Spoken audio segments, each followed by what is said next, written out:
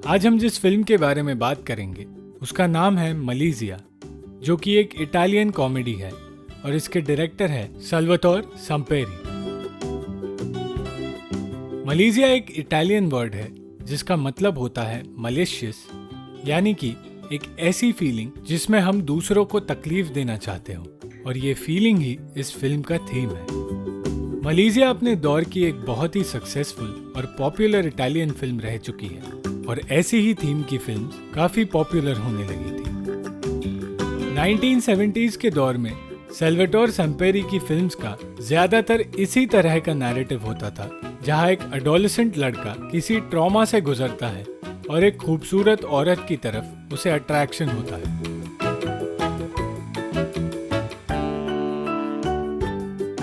कुछ ऐसा ही narrative Italian movie मलीना का है और मलेशिया भी कुछ इसी तरह का नैरेटिव फॉलो करती है।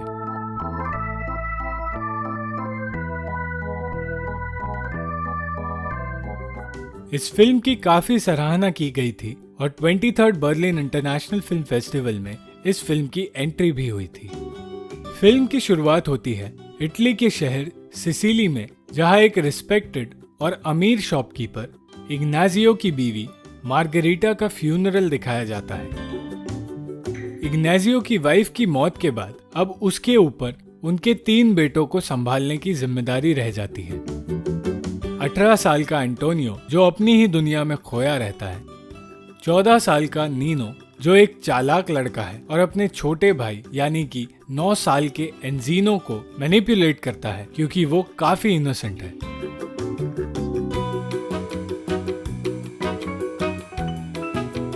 क्योंकि वो इन्हें अकेले नहीं संभाल पाता और उनकी परवरिश में उसे कुछ मदद मिल जाती, इसलिए इग्नाजियो एक नई हाउसकीपर को नौकरी पर रखता है जिसका नाम है एंजेला, जो ना सिर्फ बेहद खूबसूरत है पर अपने काम में भी माहिर है।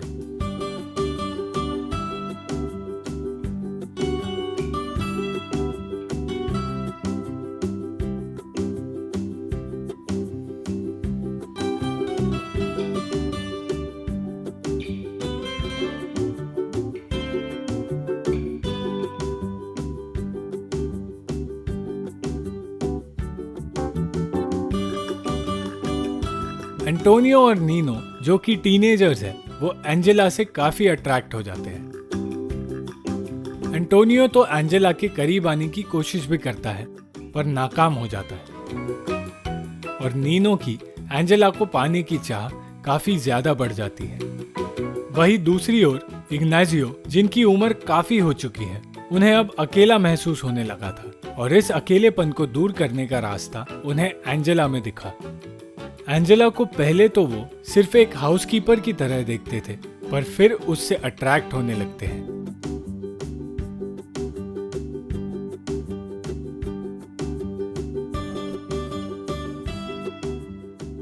अपनी मरी हुई पत्नी की तस्वीर के आगे जब इग्नाजियो ये कहता है कि उसे जिंदगी में अब प्यार की जरूरत है और एंजेला को वो उसकी जगह देना चाहता है, तो ये बात नीनो को पता चल जाती है, और क्योंकि वो खुद एंजेला को पाना चाहता है, वो इग्नाजियो की ये इच्छा पूरी होने नहीं देगा।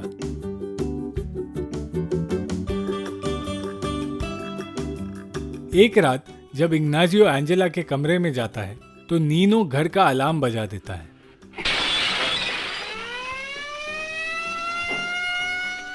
जिससे घर के सभी लोग जाग जाते हैं। अगले दिन घर पर पुलिस आती है क्योंकि सबको लगता है कि घर में सच में चोर आया था और इसी वजह से अलार्म बजा। एंजेला का कमरा चोर के डर से चेंज कर दिया जाता है और वो कमरा अब इग्नाजियो के कमरे से काफी दूर होता है। नीनो को लगता है कि इससे उसका प्लान सक्सेसफुल हो गया है, पर फिर इसके प्लान्स पर पानी फिर जाता है जब इग्नाजियो एंजेला को प्रपोज करता है। नीनो को ये बात बिल्कुल हजम नहीं होती और वो नादान एंजीनो को मैनिपुलेट करके उससे ये बुलवाने लगता है कि उसे नई माँ की जरूरत नहीं है और उसे उसकी असली माँ चाहिए।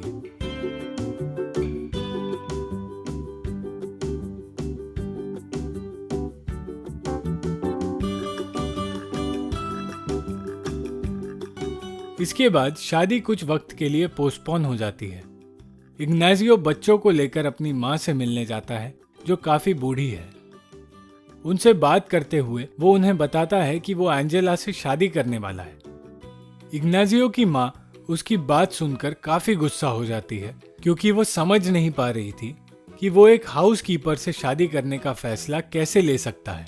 पर इग्नाजियो उसकी एक नहीं सुनता और कहता है कि वो अपने फैसले खुद ले सकता है और वो एंजेला से ही शादी करेगा। इग्नाजियो ये बात अच्छे से जानता था कि नीनो एंजेला को चाहता है और उसे बहलाने के लिए वो उसे एक साइकिल गिफ्ट करता है, जो नीनो हमेशा से चाहता था। पर नीनो कहता है कि अब वो बच्चा नहीं रहा और एक साइकिल से वो उसे बहला नहीं सकता। वो हर कोशिश करेगा इग्नाजियो और एंजेला की शादी रोकने की। यहाँ से सिचुएशन एक डार्क और कॉम्प्लिकेटेड टर्न ले लेती है, जहाँ एंजेला के सामने नीनो और इग्नाजियो दो ऑप्शंस होते हैं। वो नीनो को पसंद तो करती है, पर वो उससे बहुत छोटा है। तभी नीनो के दिमाग में एक खुराफात आती है और वो घर वालों से कहता है कि उसके सपने में उसकी माँ आई थी। वो उससे कह रही थी कि वो नहीं चाहती कि इग्नाजियो एंजेला से शादी करे, और अगर उसने शादी की तो इग्नाजियो बर्बाद हो जाएगा। इग्नाजियो इस बात से घबरा जाता है और शादी रोकने का फिर से फैसला कर लेता है। नीनो एंजेला को मैनिपुलेट करके उसके सामने डिमांड्स भी रखने लगता है, उसे ब्लैकमेल करके कि अगर उसने उसकी बातें ना मानी और वो जो भी कहे वैसा नहीं किया तो घर में वो सबको उसके खिलाफ भड़का देगा। और एंजेला, जो कि सिर्फ एक गरीब हाउसकीपर है, वो इस सब में फंस जाती है और इसी का फायदा वो उठाता है जब इग्नाजियो किसी काम से कुछ दिनों के लिए बाहर जाता है। एंजेला को अंधेरे से डर लगता है और नीनो उसे अंधेरे में डराकर उसके करीब आने की कोशिश करता है। ये खेल कुछ देर तक चलता है और अंत में एंजेला अपना कंट्रोल खो देती है और नीनो जो चाहता था वो उसे मिल जाता है। इसके बाद हम देखते हैं कि एंजेला और इग्नाजियो शादी कर रहे हैं।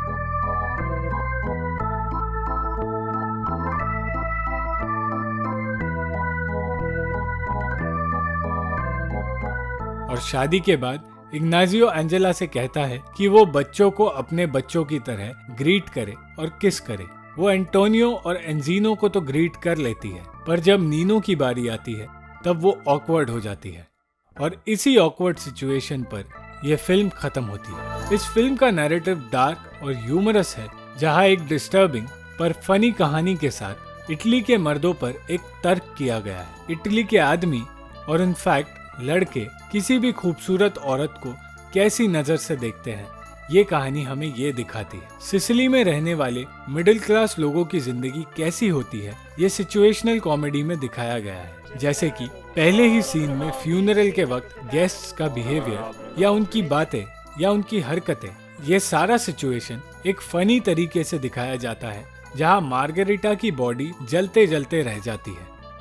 इस फिल्म की कॉमेडी है ये सिचुएशन जहां घर के सारे मर्द एक औरत को चाहते हैं, पर उनमें से कोई भी उसे पा नहीं सकता। इस कहानी में सोशल क्लास के ऊपर भी एक कमेंट किया गया है, जहां एक गरीब एंजेला को बुरी तरह ट्रीट किया जाता है। पर सबसे बड़ा कमेंट है नीनो पर, जिसका अट्रैक्शन पहले तो एक टीनेजर का इनोसेंट इन्फैचुएशन लगता है, जहां हर टीनेजर उस दौर से गुजरता है, पर फिर धीरे धीरे ये समझ आता है कि इसका बिहेवियर एक प्रेडेटर से कम नहीं और उसकी नजर बिल्कुल भी इनोसेंट नहीं।